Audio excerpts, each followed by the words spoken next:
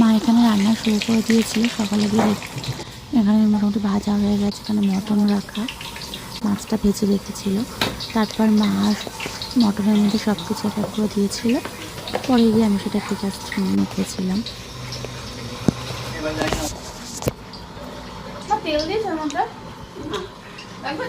দিদি এখন মটনের ম্যারিনেশন করছে।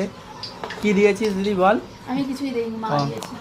এই মা এখন অন্য জায়গায় কাজ করছে, তার জন্য দিদি ম্যারিনেশন করছে। কাচ্চিঘানি মাস্টার অয়েল দিচ্ছে। জামাই ষষ্ঠী রান্না বান্না চলছে। জামাই নেই, জামাই ঘুরতে গেছে। মাছ ভাজা হয়ে গেছে মা? এই যে মাটনটা এখানে দেবে, তেলটা গরম করছে। ও অতটা তেলে আলু ভাজবে? ও মানে ঝুড়ো ঝুড়ো আলু ভাজাটা হবে।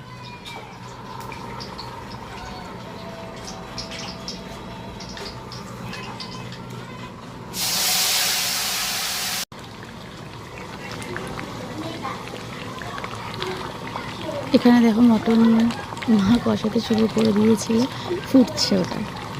তারপরে দেখো এখানে সব রান্না শেষ হয়ে গিয়ে রাজদীপকে খেতে দিয়েছিল সব কিছু সাজিয়ে। হ্যাঁ, আগে নাতনিকে দিয়েছিল, তারপরে জামাইকে দিয়েছিল, কারণ নাতনি তো আগে সবার, তাই না? দেখো এখানে কি কি রয়েছে।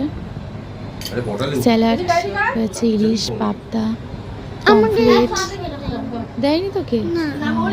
ভেটকি, মটন, চিকেন, আরো অনেক কিছু ছিল, তাই না?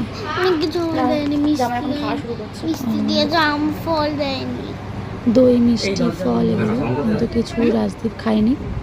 জাস্ট সব কিছু থেকে একটু একটু করে খেয়ে সেটা সব কিছু রেখে দিয়ে এসেছিলো আমার জন্য। তারপরে ওর খাওয়ার পরে বাচ্চারা খেয়েছিল, খাওয়ার পরে এখানে মামুনি খেতে বসেছে। মামুনি কোনো কিছুই নেয়নি, সব একটু একটু করে নিয়েছে, সব কিছু নেয়নি। তো ব্লগটা কেমন লাগলো বলো তোমরা।